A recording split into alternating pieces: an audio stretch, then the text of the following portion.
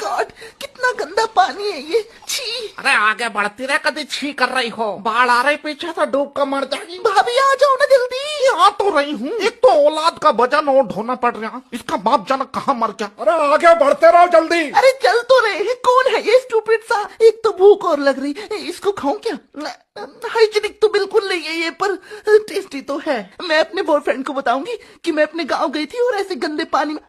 पर एक मिनट, अगर उसने मुझे जज किया कि कैसे गंदा सा गांव है इसका, बाढ़ आती है और मुझे जज करके छोड़ दिया, तो मैं क्या करूंगी। अरे क्या बड़बड़ा रही, कुछ खा लेने दे, आगे को मर जा। बड़ी आई अंग्रेज की बच्ची। इसे चाचे के लड़के को तो बात करने की बिल्कुल तमीज नहीं है, गमार कहीं का। तमीज तो तब होगी ना, तब गांव से बाहर कहीं जाएंगे। मैं कहाँ फंस गई, मैं नहीं आऊंगी आज के बाद गांव में, स्टूपिड सा गांव। देख रही राकेश की लौंडिया को, 2 महीने से शहर में क्या चली गई, अपने गांव को स्टूपिड बता रही। बीटेक कर रही दिल्ली, यहाँ 12 में 2 बार फेल हुई, बनेगी इंजीनियर।